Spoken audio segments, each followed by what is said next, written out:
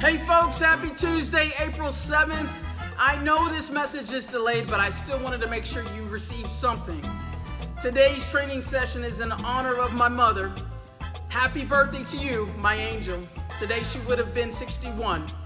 We always used to make jokes, or she used to always make jokes, because our birthdays are literally a few days apart, but also 20 years apart. So she would always joke and say that she was 20 years younger and I was 20 years older.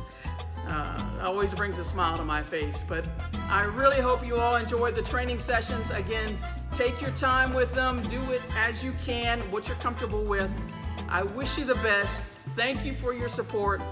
And don't forget to move, period.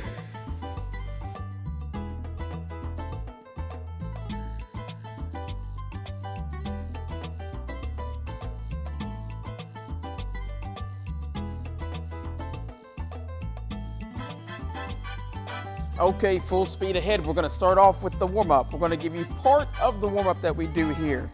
Every exercise that we show you, or each movement, you're going to do for 10 reps. We'll start it off with knee hug to calf raise, reaching up as high as we can with our knee pressing up on the ball of our foot. Next up, we have step over to squat. So we want to get a nice hip rotation going on, making sure when our feet make contact with the ground, they are slightly separated outside of our hips. Dropping our hips down, keeping our chest out and our back flat. Drive that knee up, rotate them hips, drop them hips down, feet flat, every time, and repeat 10 times in each direction. Next up, lateral lunge, also known as dead leg. Whatever our lead leg is, whether it's our right or our left, whatever direction we are going in, so if we're going to our right, we're going to be bending our right leg after we reach out. Shifting our hips back, having a slight lean forward, and therefore our back leg will remain straight. So that would be our left leg, getting a nice hamstring stretch, and in that front leg, putting the pressure on the one that's doing the lunge, building up that quadricep and that glute. Backwards reach, maintaining a low position, chest parallel to the floor, extending our leg back straight, so our legs remain straight underneath us, and then we take our heel, reach towards our butt, and extend it out, trying to maintain balance and stability. Taking the intensity up, we got A skips, driving our knee up as if we're in running motion. Forward A skips, take that knee up as high as you can and point your toe every time you bring that knee forward. Here is a modification, just slowing it down and just pushing up on the toe. Semi-intensity squat jumps. Again, separate our feet just slightly outside of our hips, making sure our feet are flat, dropping our hips and using our arms as momentum to take that power up, driving up, trying to push up or even jump up off the ground a little bit. Again, keeping our back flat and our focal point forward. On to the stretches. Ideally, we want to hold a stretch for about 20 seconds. We'll start it off with the hamstring stretch by Coach Ben, stretching the back of the leg. Adductor stretch, the inside of the leg, reaching out to what's comfortable. Our TFL, tensor fascia lata. Once we pull that leg across, we should feel a nice stretch on the outside of our hip. The piriformis, the right leg that's stretching across the front of the left leg. You should feel it in the bottom of the right glute. The quadricep stretch. Once we pull over the band on the opposite side, we can stretch our thigh on the front part of our leg. Now, if we lift our knee a little higher, we'll get a little deeper stretch in our thigh. Continuing on to the hip flexor stretch, once we get that front leg out to a good enough angle between our hip, our knee, and our foot, roughly a 90-degree angle, and then that back knee, it's back far enough where we can shift forward, and then our front knee is not going too far over our toe. Now we are ready for the workout. Make sure to use some type of timer, whichever works for you, because our work period is going to be 30 to 45 seconds per exercise.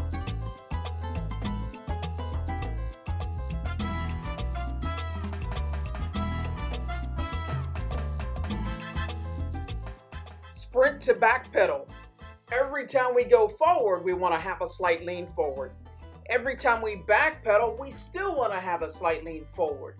The only thing in transitioning is our lower half. Now, when we do go backwards and when we get ready to touch down, make sure our feet are separated width-wise and depth-wise to make sure we have good balance and stability.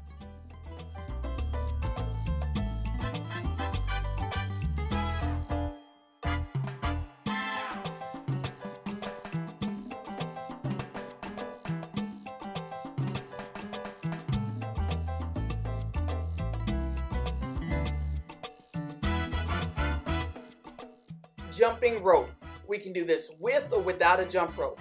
A modified version of jumping rope is without the rope, and we just push off the balls of our feet, return to the ground, pushing off the balls of our feet. As we want to increase the intensity, we go a little faster.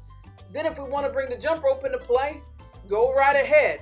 Again, 30 to 45 seconds at your pace. Remembering every time we land to make sure our hips and our knees are slightly opposite of each other.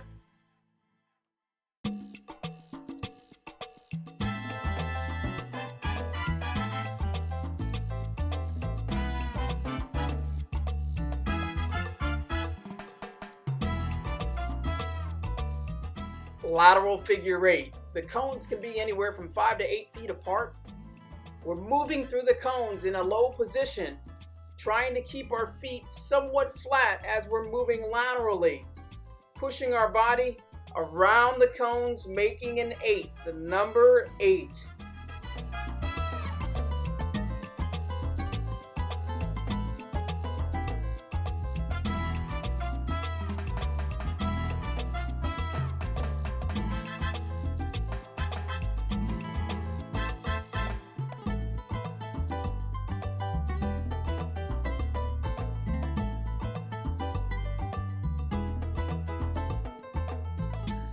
Deadlift hold. We can have our feet either in line with our hips or just outside of our hips.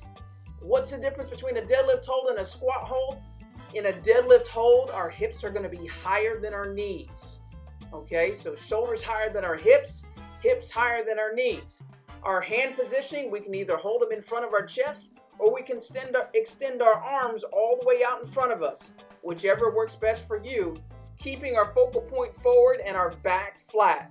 Again, shoulders higher than our hips, hips higher than our knees, focal point forward. Maintain that position. Hold it nice and strong, keeping our core tight. Feet flat and only a slight lean forward. Russian twist. Legs slightly bent, taking both hands to the outside of each leg with only a slight rotation of our head.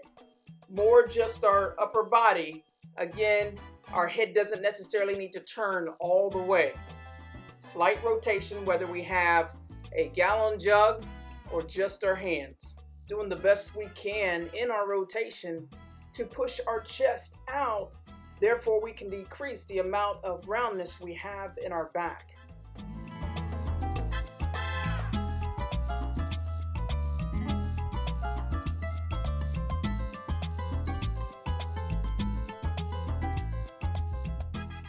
Supine bridge. Whenever we're getting ready to lay down, make sure our heels are somewhat close to our hips. So therefore, when we raise our hips and we're putting pressure through the floor, through the middle of our feet, the angle we're almost creating is somewhat of a 90-degree angle between our hips, our knees, and our feet.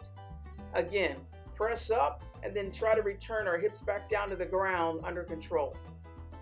You can challenge yourself a little bit more by doing a single leg bridge.